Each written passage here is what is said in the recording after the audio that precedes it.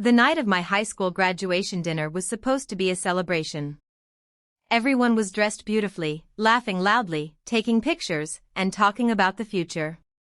For most people, it was a night they would remember fondly. For me, it was the night my entire world cracked open. My name is Lily Hart, and for 8 years, I had carried a secret that I never dared to say out loud. I had been in love with the boy who lived next door. His name was Ethan Cole. We grew up together. I remembered him falling off his bike when we were 6 years old, scraping his knee on the sidewalk while everyone else kept playing. I was the one who ran over, pulled a small bandage from my backpack, and carefully covered his wound. He looked at me with that bright, innocent smile and thanked me like I had done something extraordinary. That single smile stayed with me for years. I held on to every small moment, every conversation, every time he called my name. I thought maybe, someday, he would see me the way I saw him. I was wrong. At the graduation dinner, someone at the table laughed and said, "You know, Lily and Ethan are basically childhood sweethearts. They've been together forever." I froze for half a second, my heart secretly hoping that maybe he would smile or at least deny it gently. Instead, Ethan slammed his fork onto his plate. The sound cut through the conversation. His expression twisted with disgust. "Are you serious? Me and her? Who would ever like someone like Lily?"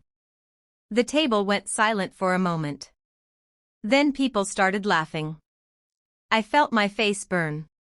Ethan leaned back in his chair, completely comfortable. "I only hang out with her because I feel bad for her. Someone has to be nice."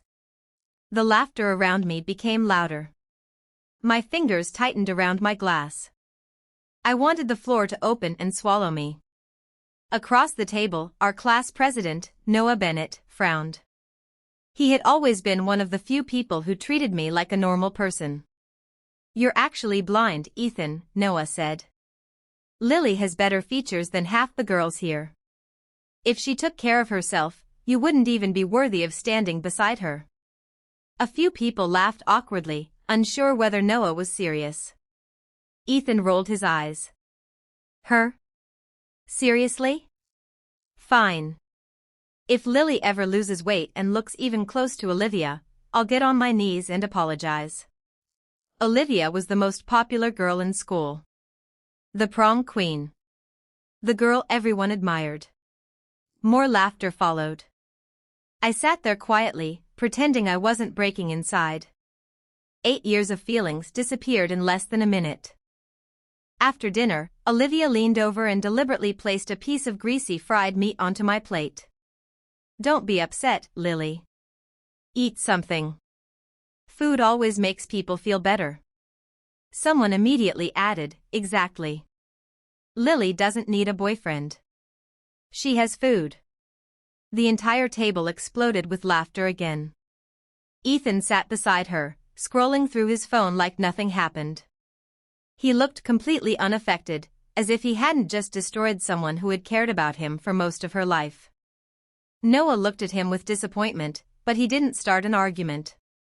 Then Olivia whispered something into Ethan's ear. He laughed quietly. It wasn't loud, but I heard it. That small laugh hurt more than all the jokes combined. I slowly placed my fork down.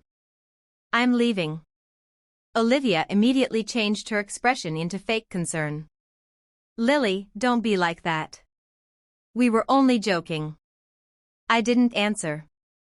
I picked up my purse and walked toward the exit.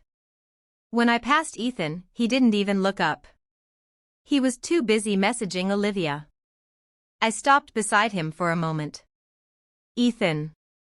He finally looked up, annoyed. "What?" I stared at the boy who had once smiled at me with a scraped knee and a childish kindness. I remembered the little boy I loved. But that boy was gone. "Everything you said tonight," I whispered, keeping my voice calm, "one day you'll regret it." Ethan raised an eyebrow and laughed. "Me? Regret? Never." I walked away before he could say anything else. Outside, the night air was cold and quiet. My hands were shaking, but I refused to cry. Not because I wasn't hurt. I was. The pain was so deep that tears felt meaningless. My best friend Mia ran out after me and grabbed my arm. "Lily, I swear I'm going back inside and throwing a drink in his face." I shook my head. "Don't. Just walk with me." We walked under the streetlights without saying anything for several minutes. Finally, I stopped and looked at the road ahead. "He was right about one thing," I said quietly. "I haven't taken care of myself. I know I gained weight. But he was wrong about something else. He thinks I can never change." Mia squeezed my hand. "Lily, I'm not changing because of him," I continued. "I'm changing because I deserve better than this. I deserve to feel proud of myself." When I got home, the house was dark. My parents were already asleep. I went into the bathroom and stood in front of the mirror. The harsh white light showed me everything I usually tried not to notice. I was 5 feet 7 inches and around 205 pounds. My face was round, my jawline hidden, and I had spent years hiding behind oversized clothes. But as I looked closer, I noticed things I had ignored. My eyes were bright. My nose had a natural elegance. A small beauty mark rested near my cheek. Maybe I wasn't hopeless. Maybe I had just never given myself a chance. Noah's words echoed in my mind. "If she ever took care of herself, you wouldn't even be worthy of standing beside her." I didn't know if he was right. But I wanted to find out. That night, I made 2 decisions. First, I would rebuild myself, not for Ethan, not for Olivia, but for me. Second, I would not follow Ethan to Columbia University. For years, I had chosen my dreams based on being near him. I had planned to study art there because it was where he was going. But I was done building my life around someone who never valued me. I opened my laptop and changed my application. Instead of Columbia, I selected the University of California, Los Angeles. My finger hovered over the confirmation button. My heart raced. Then I clicked. Application submitted. I turned off my phone, lay on my bed, and stared at the ceiling. For the first time in years, I felt something strange. Not sadness. Not anger. Freedom. "Starting tomorrow," I whispered to myself, "I'm living for me." The next morning, my alarm rang at 5 a.m. The sky was still dark when I put on my running shoes and stepped outside. The cold air hit my face. I started with a slow jog. I barely made it down the street before I had to stop and walk. My lungs burned. My legs hurt. But I didn't quit. I didn't punish myself. I simply showed up. Every day, I ran a little farther. Some mornings I jogged. Some mornings I walked quickly. Some days were harder than others. But every single day, I kept my promise to myself. 6 days later, Ethan saw me outside our apartment building. He was coming back from basketball practice, spinning the ball on his finger. He looked at my sweaty clothes and confused expression crossed his face. "Why are you always covered in sweat now?"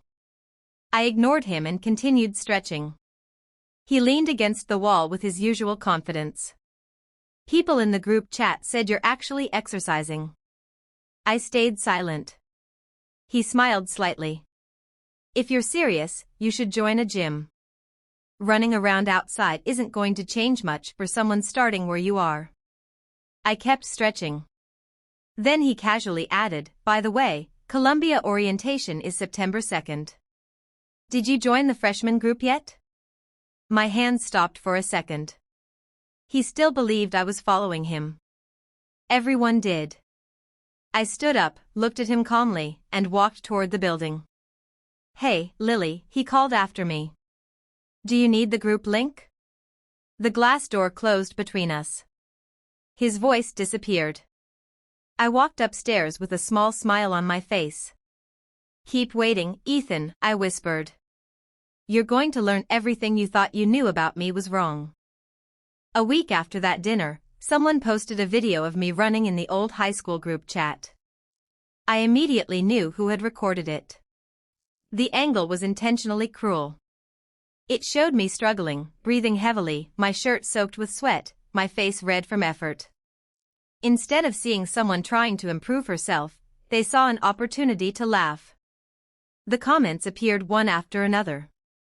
I can't believe Lily is actually working out. Guess Ethan's words really motivated her. Noah said she had potential?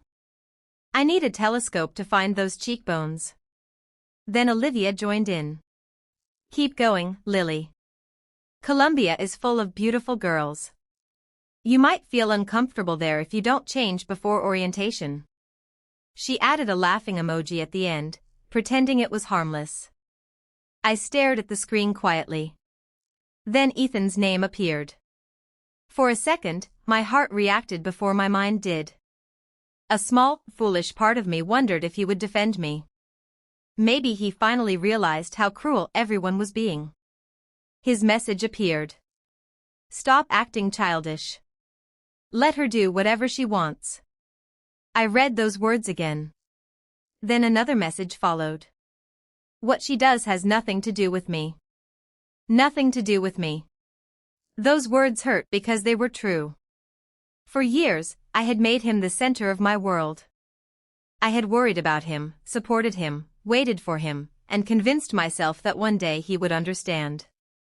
But to him, I was just someone who happened to exist nearby. I closed the group chat and muted it.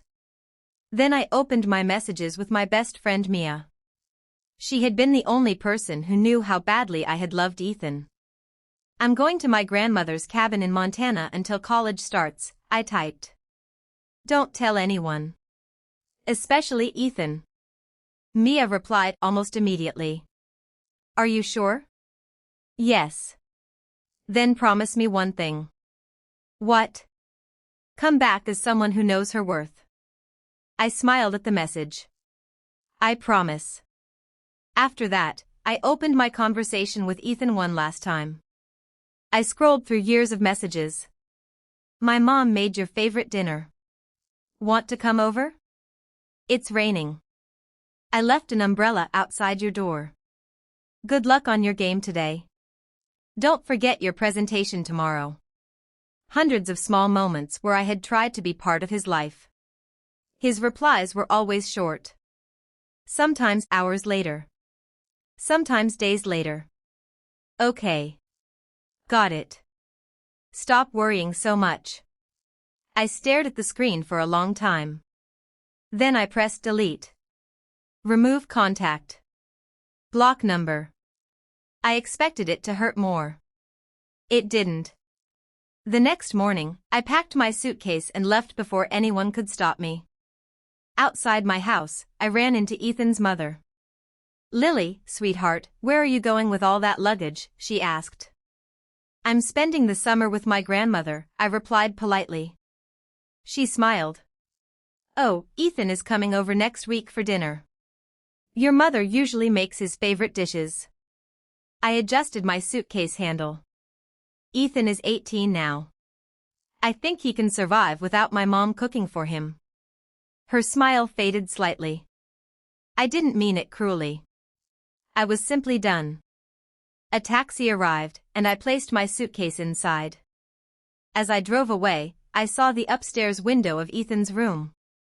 For years, I had looked at that window hoping he would notice me. This time, I didn't even turn my head. My grandmother's cabin was hidden deep in the mountains. There was barely any phone signal, and the internet was almost non-existent. The moment I arrived, I turned my phone off and placed it in a drawer. For the first time in years, I was completely disconnected from Ethan, school, and everyone who had made me feel small. My new life started the next morning at 5 a.m. I woke up before sunrise and ran along the mountain trails. At first, I struggled. The hills were brutal. My breathing became uneven quickly. But unlike before, I wasn't running because I hated myself. I was running because I wanted to become stronger. In the afternoons, I swam in the nearby lake.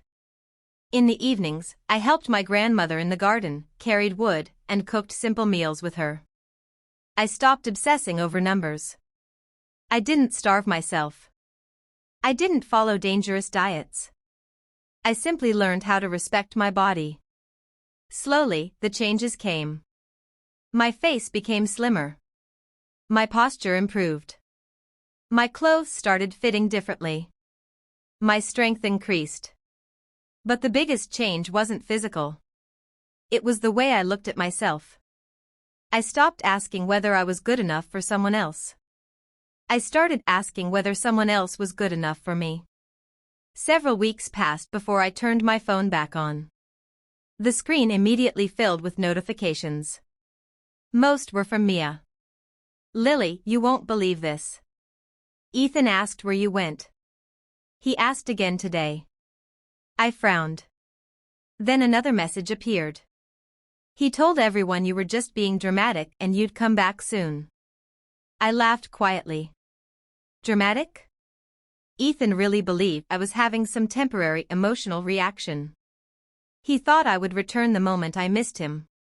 He still thought I was the same girl who waited outside his basketball games with a drink in her hand.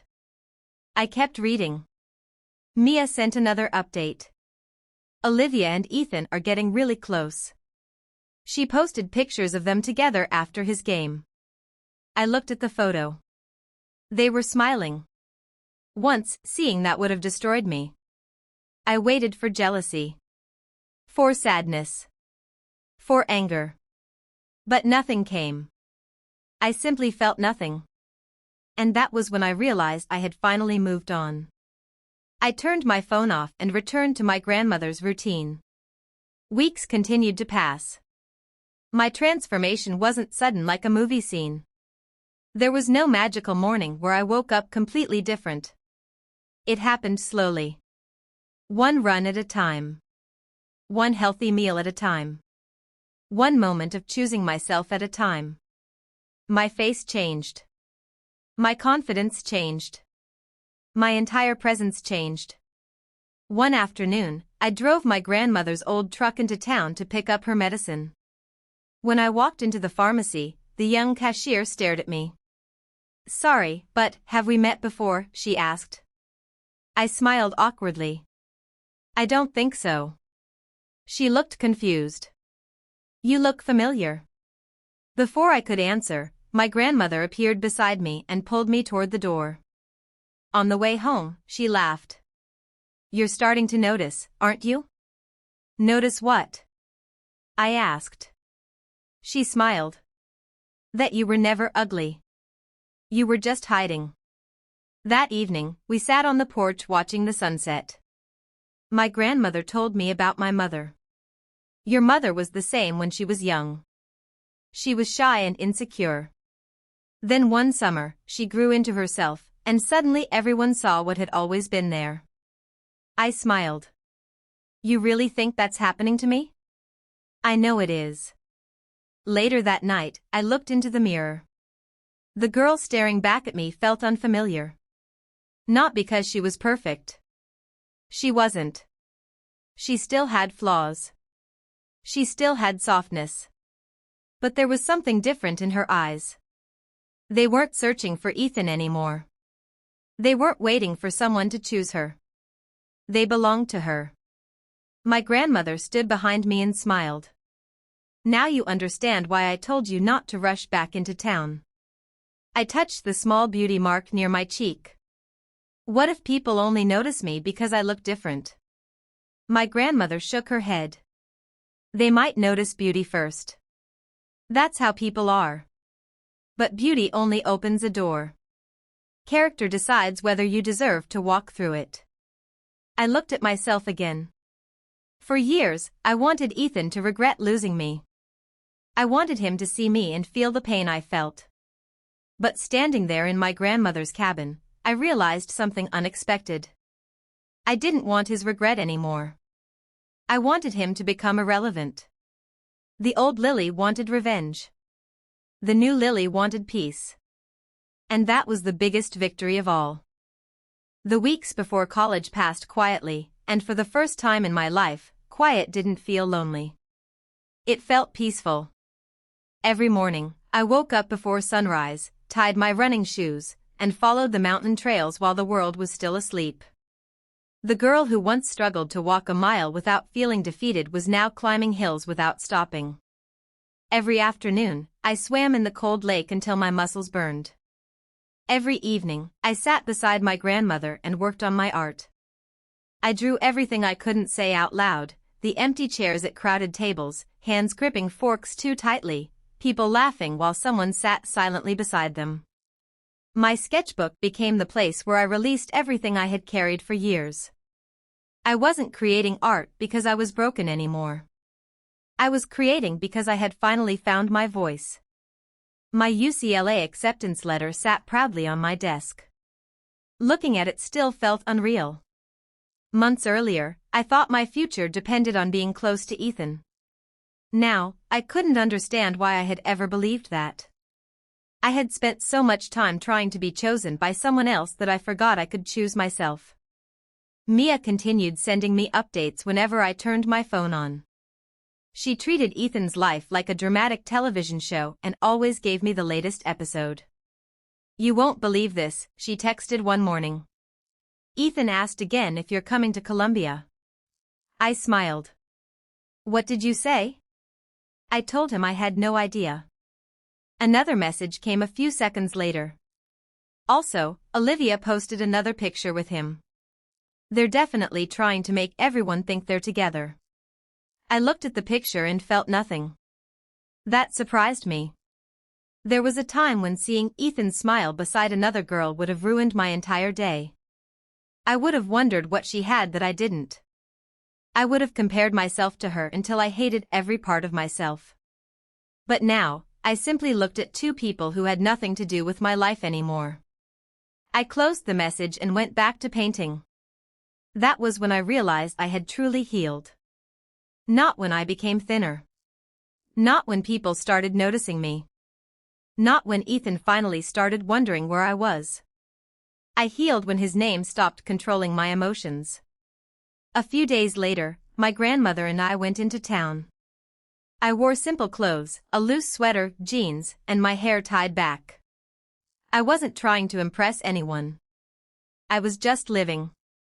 While I waited outside a small store, I noticed a group of young men looking in my direction. They whispered to each other and smiled. I immediately looked away. My grandmother noticed and laughed. "You didn't even see them, did you?" "See what?" I asked. "That they were staring at you." I rolled my eyes. "Grandma, don't exaggerate." She shook her head. "Go look in the mirror when we get home." That evening, I stood in front of the bathroom mirror again. But this time, I didn't see the girl from graduation night. I saw someone completely different. My face had changed. My body had become stronger. My shoulders were straighter. But the biggest difference was impossible to measure. I no longer looked like someone begging the world to accept her. I looked like someone who already accepted herself. Before leaving for UCLA, I packed my things carefully. My sketchbooks, my clothes, my grandmother's handwritten recipes, and the confidence I had built piece by piece. The night before I left, I sat on the porch with my grandmother. She handed me a small envelope. Inside was an old photograph of my mother when she was young. "She went through something similar," my grandmother said. "She spent years trying to prove she was enough." I looked at the photo. "Did she?" My grandmother smiled. "Eventually. But she wasted too much time trying to convince people who had already decided not to see her." Those words stayed with me. I didn't want to waste any more time. The morning I arrived at UCLA, the campus felt overwhelming. Students rushed across the paths carrying books, coffee cups, and art supplies. Everyone looked like they were chasing something. For the first time, I wasn't chasing someone else. I was chasing my own future. Nobody here knew my history. Nobody knew I was the girl from the graduation dinner. Nobody knew I once cried over a boy who barely noticed me. I was just Lily Hart, an art student starting a new chapter. And I loved that. My first assignment in the fine arts program was about transformation. Our professor asked us to create a collection about the moment someone decides to leave behind an old version of themselves. I immediately knew what I wanted to create. I called the series The Empty Seat. The first painting showed a group of people laughing around a table, but their faces were blurred. The second showed a girl sitting alone, her hands hidden beneath the tablecloth. The third showed a cracked plate beside a forgotten phone. The fourth showed a person walking through a doorway into sunlight. The fifth showed a mountain trail at dawn. The sixth showed an empty chair facing an open door. When my professor saw the collection, she stood silently for several minutes. Finally, she looked at me. "There's a lot of pain here," she said. I lowered my eyes. There was. She looked back at the paintings. "But there's more strength." That was the first time someone saw my story without reducing me to what happened. By October, one of my paintings was chosen for a student showcase. I called Mia immediately. She screamed so loudly that I had to move my phone away. "Lily. I knew it. I knew you were going to become amazing. It's just a student showcase. Today a showcase. Tomorrow the world." I laughed. "You're impossible. And you love me." She was right. 2 days before the event, I was walking across campus carrying my portfolio when someone called my name. "Lily." I turned around and stopped. It was Noah Bennett. For a moment, I barely recognized him. He looked older, more mature, but his eyes were the same. The same eyes that had defended me when everyone else laughed. "Noah? What are you doing here?" He held up a visitor badge. "Student Leadership Exchange. UCLA invited some students for an arts program." His gaze moved to my portfolio. "I saw your name on the showcase list." I smiled slightly. "You remembered my name?" He looked surprised by the question. Of course I did. I was the only person at that table paying attention. I looked away, suddenly unsure how to respond. It was strange hearing kindness from someone without hidden intentions. Noah didn't ask about my weight. He didn't mention my transformation. He didn't compare me to anyone. He simply treated me like I mattered. "I heard you chose UCLA instead of Columbia," he said. "I did." He nodded. "Good choice." I smiled. "You don't even know why I chose it." "Maybe not," he said. "But I know you look happier here." Those words stayed with me. Because Ethan would have asked why I left. Noah noticed that I had finally arrived. The night before the showcase, Mia sent me a message. "Bad news." I frowned. "What happened?" "Ethan and Olivia are coming." I stared at the screen. For a moment, my old instincts returned. My heart sped up. Then I took a breath and smiled. Months ago, that news would have terrified me. Now it was just information. "Okay," I replied. "Let them come." Because this time, I wasn't the girl sitting at the table waiting to be accepted. This time, I was the person whose name was written on the wall. And they were the ones walking into my world. The night of the showcase arrived, and for the first time in my life, I didn't spend hours worrying about how other people would see me. I stood in front of my mirror wearing a simple black dress, my hair falling naturally around my shoulders. I wasn't trying to become someone else. I wasn't trying to prove that I was better than anyone. I was simply comfortable being Lily. The girl in the mirror wasn't perfect, but she was confident. She was no longer hiding.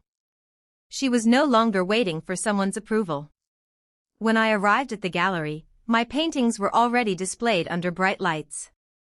Seeing my name beside my artwork felt unreal. Months ago, I was sitting at a dinner table being treated like a joke. Tonight, people were standing in front of my work and asking about my story. Mia arrived first and hugged me carefully. "Look at you," she said, her eyes shining. "I'm so proud of you." I laughed. "You say that like I won an award." "You survived Ethan Cole. That deserves a trophy." I rolled my eyes, but I smiled. A few minutes later, Noah arrived with 2 bottles of water. "Artists forget to drink anything during events," he said. I accepted one. "That's surprisingly thoughtful." He smiled.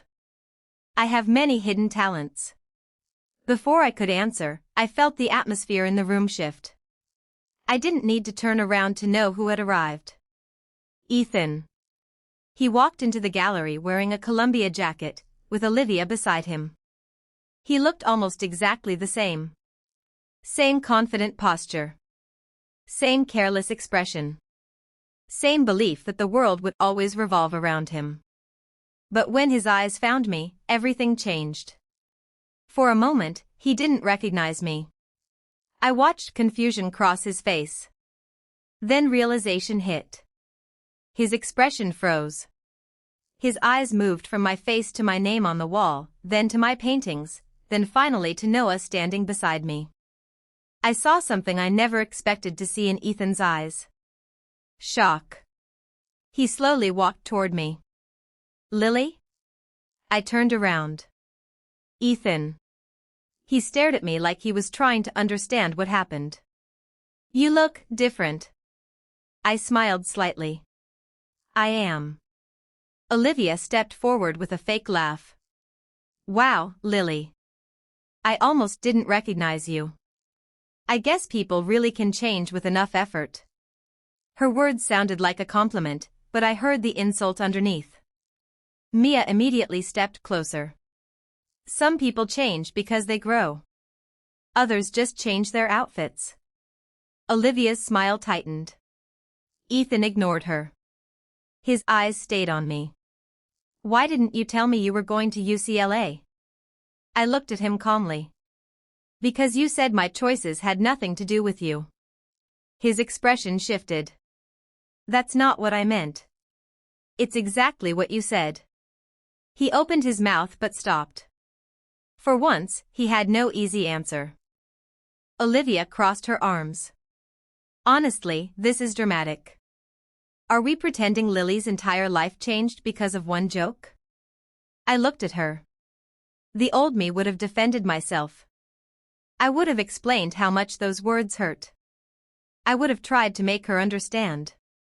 But I didn't need to anymore. "No," I said quietly. "My life changed because I finally stopped listening to people who wanted me to stay small." The gallery became quieter.